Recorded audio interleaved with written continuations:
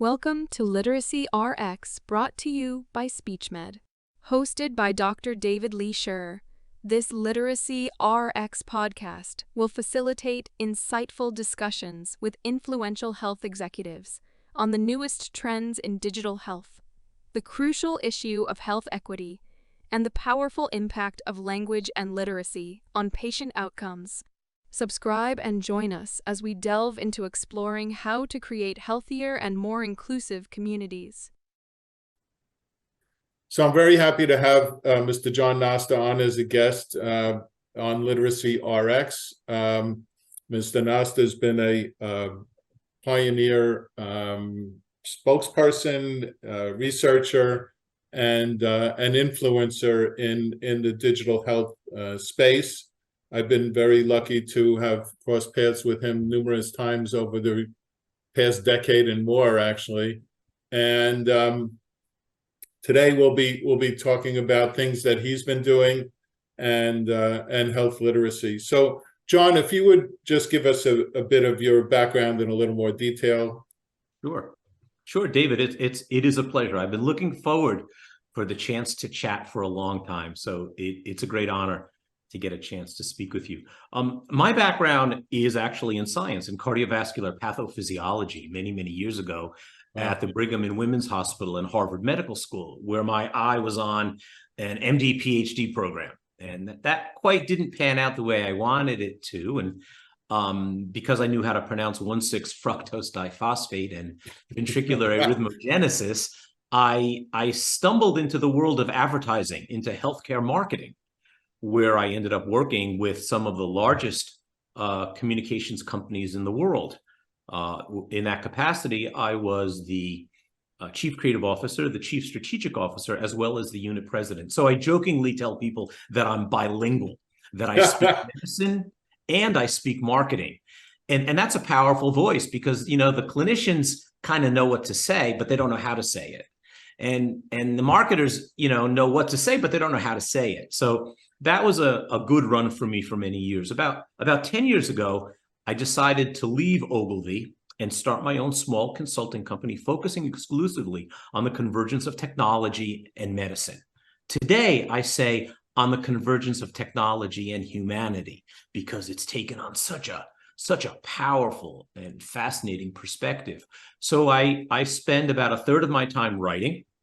I spend a third of my time speaking around the world, and I spend a third of my time working with a variety of clients, helping them to navigate this dynamic of exponential innovation. And that keeps me pretty busy. I think the word navigation is key because everyone's trying to navigate healthcare today. Institutions are navigating, their financial issues. Yeah. Patients are having problems navigating who to call when they're sick. Technology people and enterprises are navigating, what to use and when to use it and how to use it.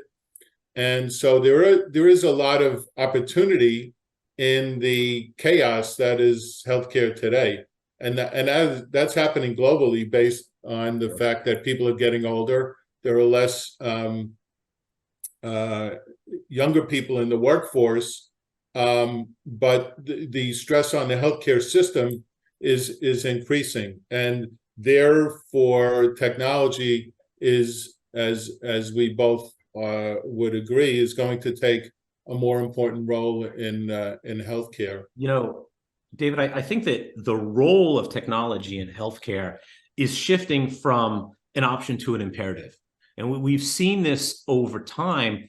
And look, simply put, the ability of the human brain to assimilate the information coming at us is limited. Now we've got genomic sequencing, we've got clinical trials, we've got so many different things coming at the clinician today. And then, of course, we've got things like, well, here's my Fitbit data, doc, which is nothing more than a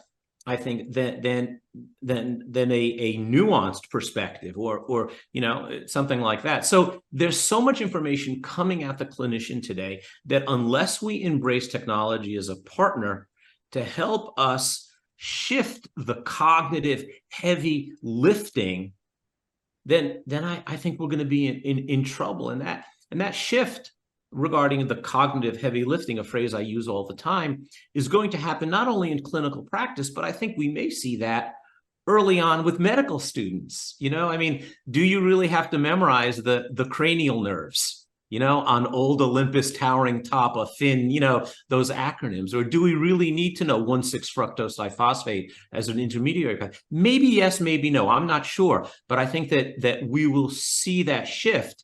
And some people will embrace it, and some people, as we both know, will come yelling and screaming along the way. I agree. And the thing with technology is that there is so much of it.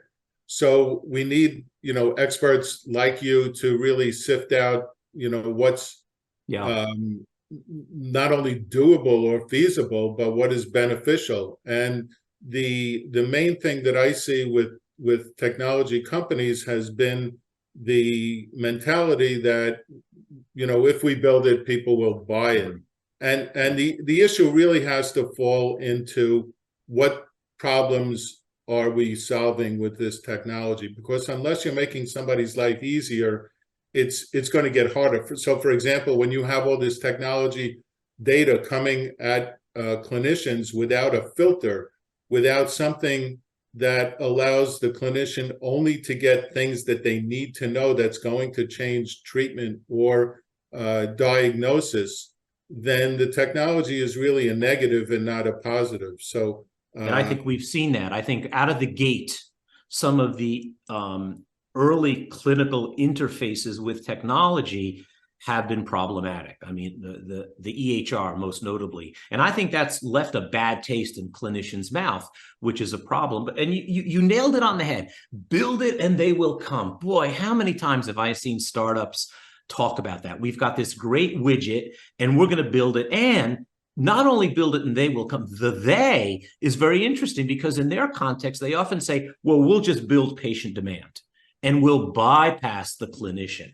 And that will be our path to success. That is so incorrect. I mean, physicians are functional gatekeepers. They're functional advocates. They are functional trial participants as a clinical trial, but also as just a social experiment. So here's a real quick story. We'll go down the path of innovation that doesn't necessarily work. It's a great story. It's half true and half not true. I won't tell you which is which, but it's such a good story. It's about the Dvorak keyboard. And, on our typewriter, we have the QWERTY keyboard, QWERT. And the rumor is that was invented to slow people down because in the old days, the keys would stick. So it was designed to slow you down. Well, in the 1930s, this guy named Dvorak developed an ergonomically designed typing process. And it's real. You could buy this keyboard on Amazon right now. And it was a miserable failure. The reason it was a failure, two things. One is because it was a capital investment. I had to buy a new typewriter in 1932. Too expensive for my world. And we see that in medicine all the time. You mean you want me to buy a new CT scanner, or you want me to put in a complete back-end EHR? Very expensive. But the second one, which is most interesting, is that people were required to learn a new methodology. And, Alvin Toffler from Future Shock said, the illiterate of this century will not be those who can't read or write. It will be those who can't unlearn and relearn. So we required people to learn a new key methodology, a new key fingering to give, maybe a 15% faster typing rate. It wasn't worth it. So I find that a lot of clinicians and even patients say, this is a innovation that doesn't align with my clinical need, or it doesn't align with my budget, or it doesn't align with my clinical workflow.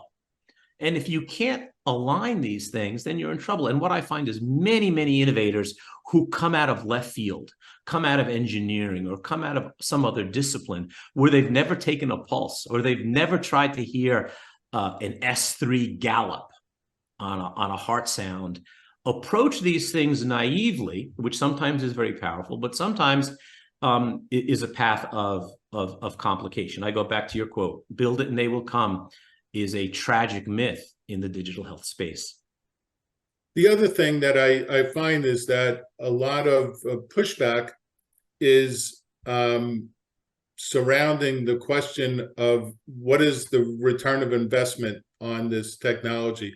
Yeah. And really good technology should have as an aim, in my opinion, better patient outcomes, whether it's one less day in the hospital, whether it's less time waiting for a result, whether it's able to share data with a caregiver. But the thing is, technology really needs to be adopted by people who it's going to help, and the experience has to be easy, as you said, regarding workplace. I'm going to latch on to something that that you touched on, which is literacy. And so we at SpeechMed have a real goal of helping health literacy by having patients get their data, information, and reminders in their own language. How do you? I know that you're very big on researching and discussing artificial intelligence. And so how do you see artificial intelligence fitting into healthcare in general? There's a lot of hype about it, as there's been a lot of hype about a lot of digital technologies. And certainly artificial intelligence deserves some of the hype. It's going to be here, it's here. And it's a bit different than other technologies that have gotten hype, because it's already here. It's being used in other sectors of society as healthcare moves slower than others. But how do you see artificial intelligence helping patients in general and specific? Important question. There's so many areas of AI, and particularly the large language models like GPT, that really are transformative. Stephen Jay Gould, a professor at Harvard, talked about punctuated equilibrium. He says that the nature of change is that nothing happens, then something happens, an asteroid hits the Earth and the dinosaurs die. And I think that COVID was often identified as the asteroid. It isn't. It's AI, and particularly the LLM models. So here's an interesting story. When I was working in advertising, one of the things that we would do all the time is create patient information. A tear sheet. So here's the patient who has hypertension or high cholesterol or some clinical condition, gets a script, and then they get this sheet of paper. The interesting thing about this sheet of paper that I think plays directly into literacy is that it was written for no one. And let me unpack that a little bit. It was written for the 5th grade. That was the standard marching orders. Make sure it's on a 5th grade level. No one who took this drug was in 5th grade. So the electrical engineer who might have an appreciation to charts and statistical information found it boring. The mom who was busy with her kids didn't find it particularly resonant for her either. The opportunity for AI, particularly ChatGPT, to create a linguistic dynamic that aligns with the interests, needs, and even expectations of a patient could be extraordinarily powerful. So every single piece of information can be customized to the patient, and not even customized, but optimized so that it's more memorable. So that engineer gets a bar chart, and that busy mom gets a recipe, because we recognize that that's the power of language. So for me, I think that's a big opportunity with AI in the LLMs. And I think that can push literacy in a very, very positive direction and do it inexpensively. How do you see technology in general moving? Are people buying, you read these analyses of large studies saying that 90% of hospitals want to adopt digital technology now, or more of it. What kinds of technology are we talking about, and how, what kind of timetables are you looking at for adoption of these things? But the adoption is just slow because the whole healthcare system is slow. It's a complex, question. So we're post-pandemic, and And like you said, that changed things. But what I find is that technology today is actually becoming, we often talk of the word exponential change, that shift, that hockey stick.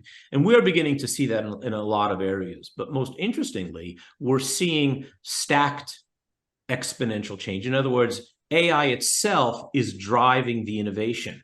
So in some instances, it's straight up. So I think we're seeing a lot of powerful areas, a lot of powerful tools. Image recognition is probably at the center of this in many instances. So radiology has always been at the forefront of AI and AI implementation, because what we're now doing is we're having AI look for pattern recognition. So before a clinician sees a chest X-ray, that chest X-ray is pre-read, and certain areas are highlighted for that physician. Again, it's AI or IA, it's intelligence augmented in many instances. So I think that's moving very, very quickly. Here's an interesting thing, David, with regard to technology. We often speak in terms of ecology. You and I grew up with water pollution and air pollution and things like that. And we talked about the economy, and we talked about the environment. Well, we also have a data environment now in clinical medicine, and this speaks to spending a lot of money to acquire data that gets thrown away. In other words, when I get a CT scan of your chest, I'll look for that pneumonia, right? We'll do a rule out pneumonia, a right lower lobe pneumonia. But all that data can be used to find incidental findings. This is a very, very powerful field, and it's really taking off now. For example, we can do a calcium score to look for the emergence of subclinical or pre-symptomatic coronary artery disease. We can look at your vertebral spinal column and look for osteoporosis. And we find these things at the expense of a chest CT for pneumonia. So data ecology is emerging. And the interesting thing about that, and why I'm bringing it up, is not only does it advance a therapeutic imperative, it also solves a clinical management program, and it also is cost effective.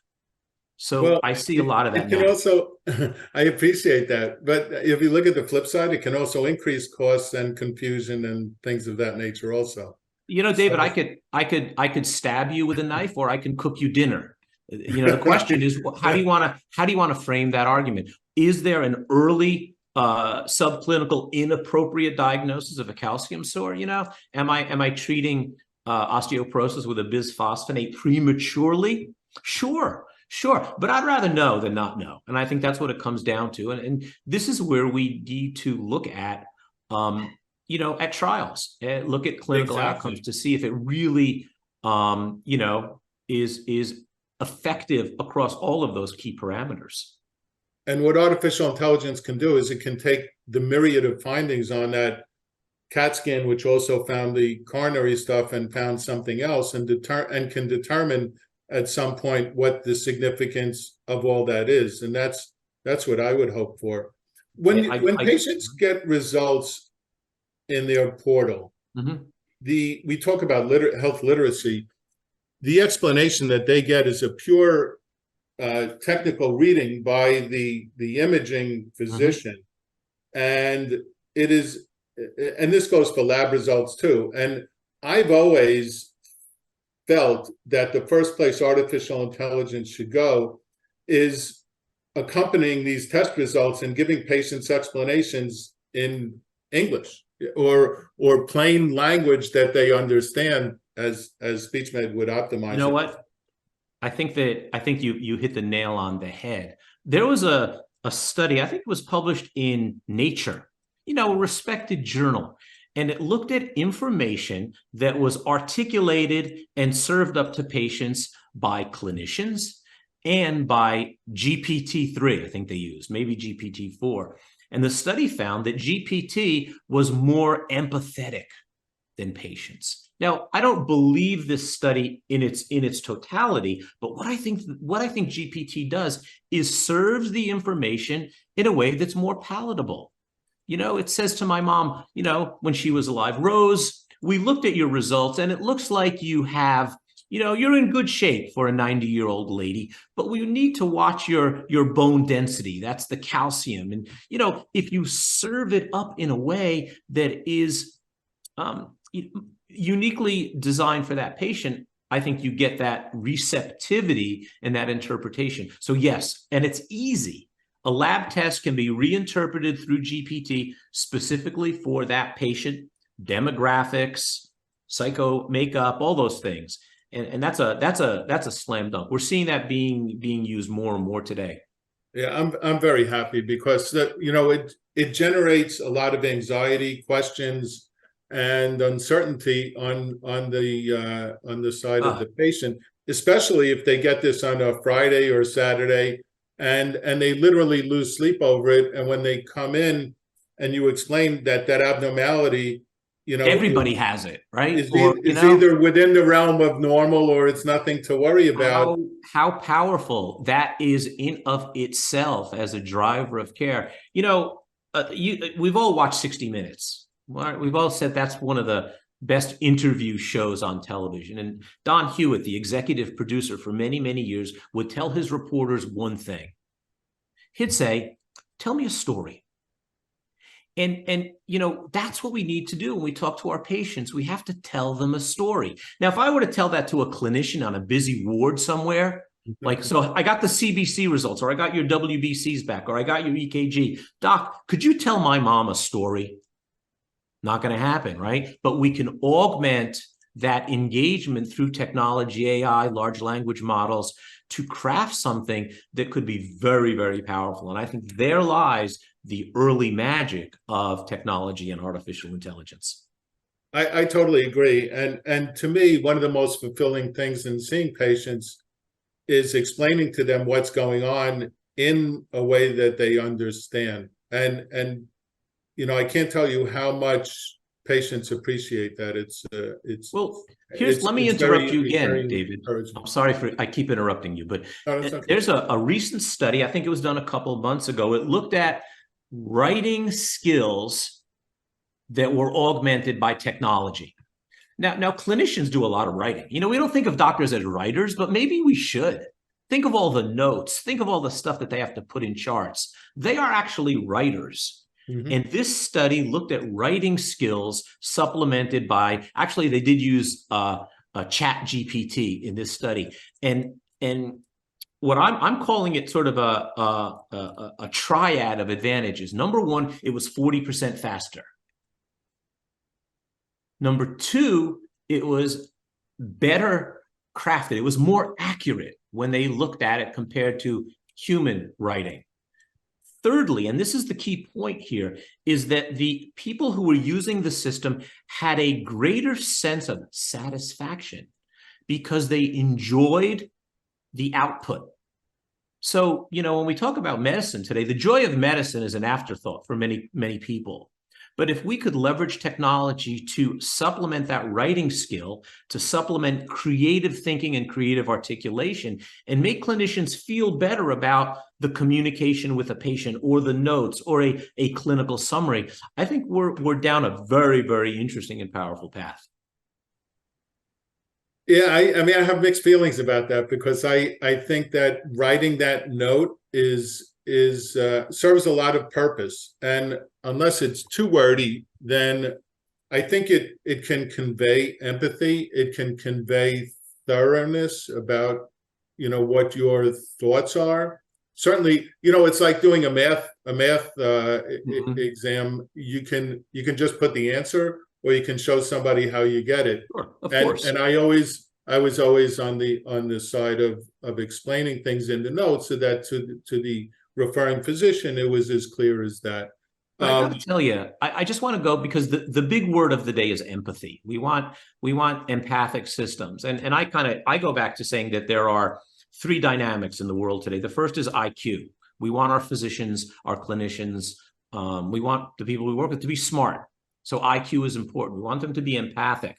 So EQ is important. But I also believe that TQ, which is something that I coined, technology quotient, is equally important because our ability to assimilate technology into our lives, whether it's a Zoom call for mom who's doing a homeschool session, or if it's a clinician understanding advanced technology, that is integral. It's an independent arbiter of success. Now, I just want to jump on empathy a little bit because that's such a powerful tool. I would argue that at times empathy is contrived. Now, I'm going to duck, and I go back to my mom, who passed away a few years ago, but she's a great example. If she was given information from her clinician, if he sat down in the chair and said, Rose, you have a minute, I want to talk to you about something, versus here's your data, Rose, I have to see the next patient. That style is very powerful. And I think that's what we're seeing with GPT. Is it contrived? Yes. Is it artificial? Well, maybe. But it is a tool that could help make the language more sticky, sticks to our brains and sticks to our heart. It has an element of compassion to it, and it's designed with that impact. So it is a little tricky, but I think we're seeing major strides there.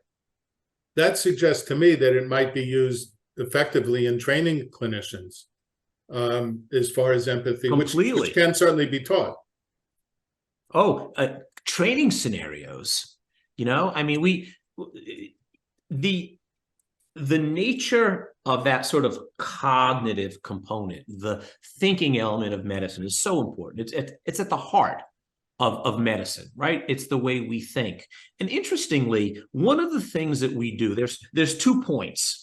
One point is the internal monologue a clinician has. What should I do with this patient? They've got metastatic CA. We can look at immuno-oncology. It's a life extension of 1 to 3 months. It's going to cost $250,000. How do I manage this? Well, the next level of engagement prior to the patient is with a peer. It's peer-to-peer talking, where I talk to a colleague and I say, it's like grand rounds or a tumor board. We have an engaged conversation, a dynamic. It's almost a Socratic dialogue.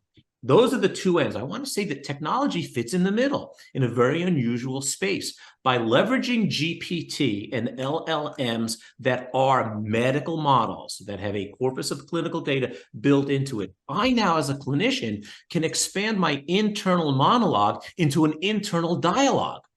And I can actually have that 2-way conversation. Now that flips people out, but that's an in-between point that can help drive things like cognition, empathy, presentation style. So there are lots of little things that kind of fit between some of the poles of clinical medicine. I think what you're alluding to is what I've seen is organizational health literacy. In other words, having the entire enterprise cognizant of the importance of conveying something in a way that is receptive both emotionally and intellectually by the patient and the caregiver. And the other thing with technology today is that patients are more technically knowledgeable than most off-the-cuff people think they are. And so, people who are baby boomers now are technology, literate. And what the technology allows us to do is not only grab information, for example, from the encounter with the clinician and keep it and review it, but also to share it with caregivers. And that can be done globally. And so, coming back to SpeechMED, not to push a commercial, but sure. But the global nature of where people are and where they come from and land brings to the forefront the importance of language and therefore literacy itself. It's so important, David. Let's do a quick thought experiment, okay? Let's go back to the comment on, let's say, metastatic carcinoma, metastatic cancer. If I go to Google and I type in metastatic cancer lung, I basically get worse, right? My condition makes me sicker when I look at that. Yep. However, if I leverage a new technology like, let's say, GPT, Chat GPT, I can type in... And that's artificial intelligence for people that... Oh, yes, it's artificial intelligence. And what happens is I can type in a sentence. Tell me I am a 60-year-old man newly diagnosed with metastatic lung cancer. Tell me about this condition. Boom. I have a dialogue. Now, here's the interesting thing. After it prints out or it posts a paragraph or two, I can type in another question. I can say, could you explain this, or could you make it more simple, or can you tell me what my options are for chemotherapy?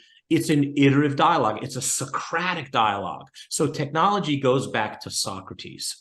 And it's that back and forth changes the whole dynamic of search, and it changes the whole dynamic of patient engagement. And what are the point here? It's been said, I don't know who said it, but it's a great line. Tell me, I'll forget. Show me, I might remember. Teach me, and I will understand. And that's where technology and AI is pushing us, that iterative dialogue that patients or doctors or engineers or anybody can have becomes a powerful learning tool that drives education.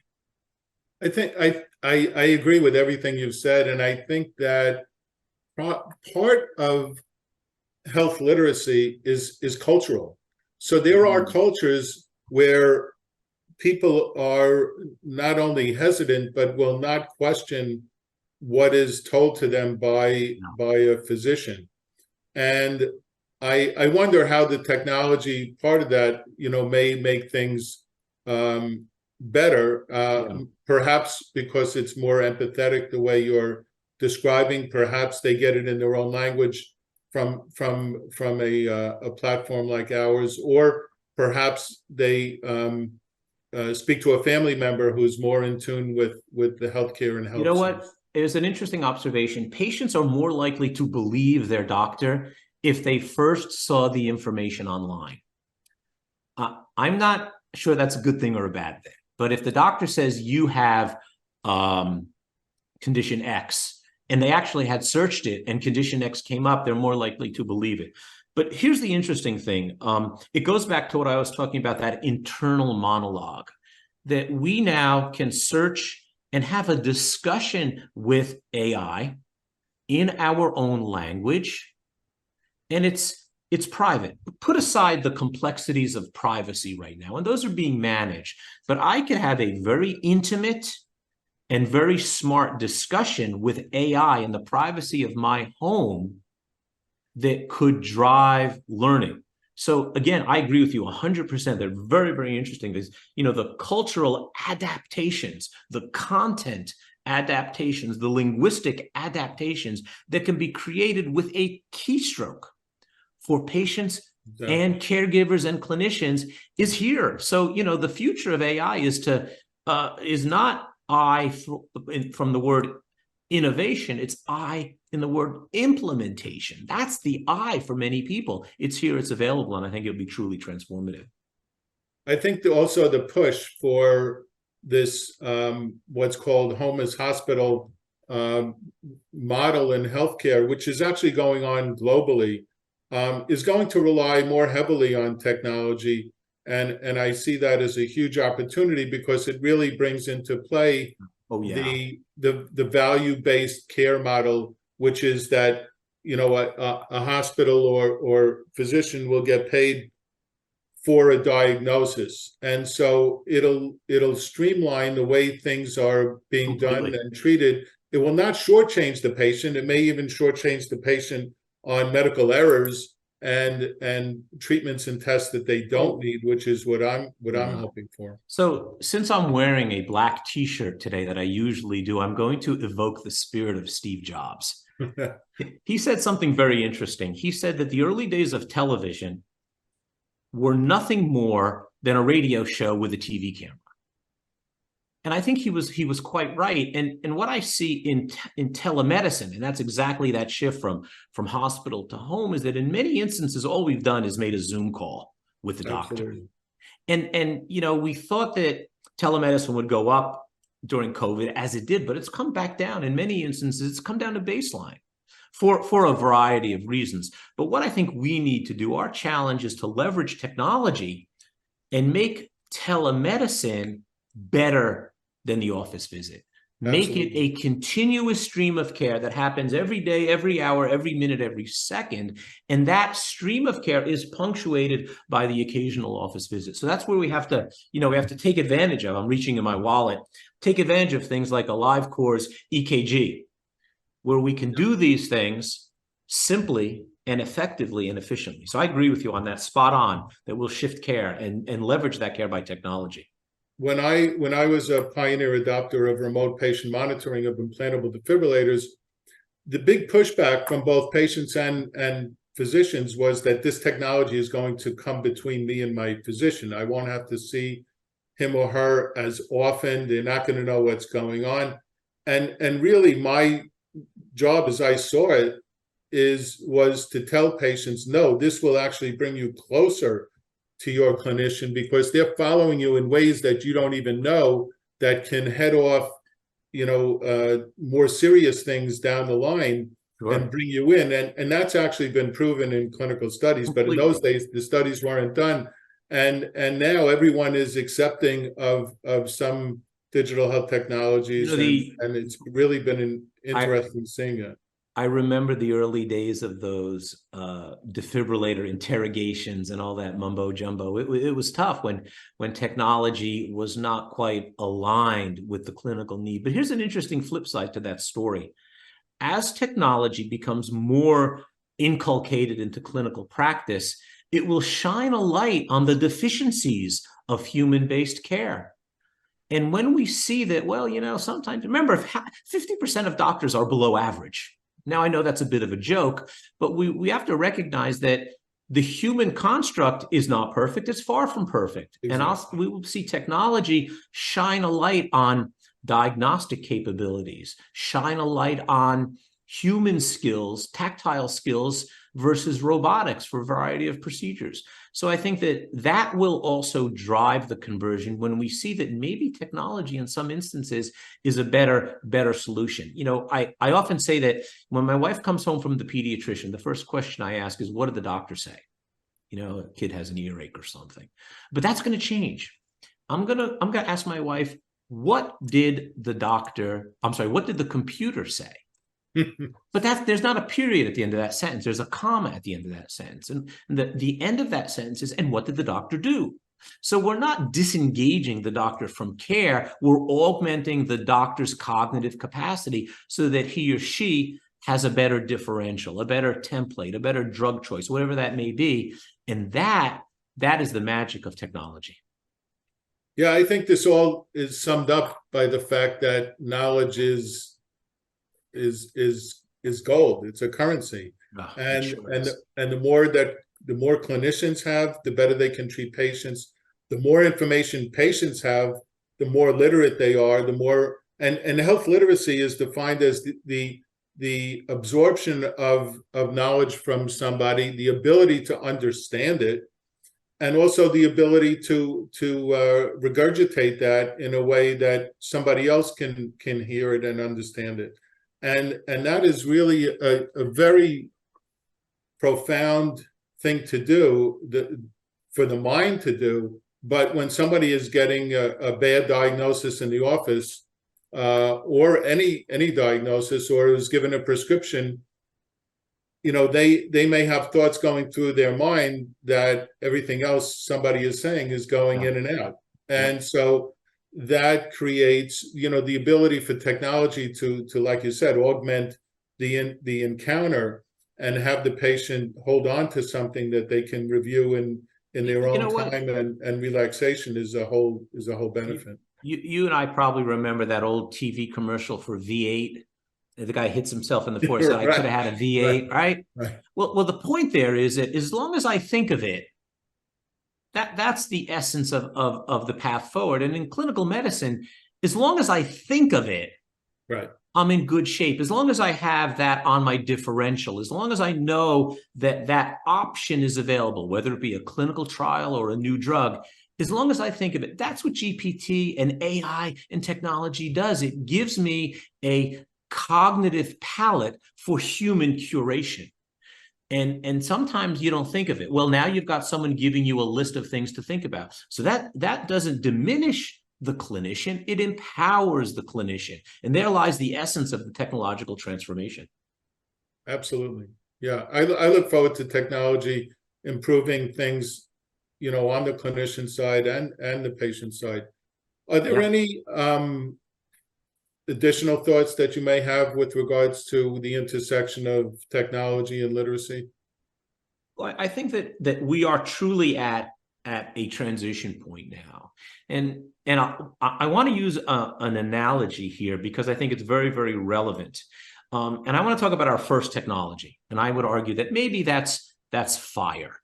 Fire was our first technology. We could use it to stay up late, to migrate, to heat our dwellings. We could use it to cook, to eat protein, to grow our brains, but we could also make it into weapons, right? We could destroy our adversaries' homes. That had a duality of wonder and fear. And it's that duality of wonder and fear that existed throughout history. The first airplane that landed in a wheat field, it was the coolest thing you ever saw, but you're not getting into it. The driverless car, coolest thing I ever saw, but I'm not driving to the airport in a driverless car. This is where we are now. And the bigger the wonder, the bigger the fear. We are smack dab in the middle of the most innovative, transformative point in human history, and that is AI. And AI is scary because it shifts the game into a new domain. 100 years ago, we would have the Industrial Revolution that created a mechanical advantage. It let us run faster. It let us use steam. It let us manufacture things in a more efficient way. Today, we're moving into the world of a cognitive advantage, not a mechanical advantage, a cognitive advantage. It competes with human thinking. It augments thinking. And that dynamic drives both wonder and fear. And it's a matter of sort of managing these together. Keep in mind that the number one leading cause of property damage in the world today is fire. It's our first technology. We haven't ended that risk. We've managed that risk, and we've understood it now, even in the forms of insurance. So that's where we are. We have to understand technology, understand literacy, understand the powerful connections, and then put the risk in perspective, because I'll tell you a secret, it's not going to go away. I think we've seen that with cybersecurity. We've learned, from the advent of the internet until now, that things can go sideways and downward, and people like my son who's in cybersecurity are now trained, and it's seen as an essential part of technology itself. And I assume there'll be guardrails that are technological or social on all kinds of technologies. So I'd like to thank you for coming, John. I mean, this has been an incredible interplay of ideas and experience, and we'll look forward to perhaps seeing more of you. Take care. Absolutely. I look forward to doing it again. Thank you, David.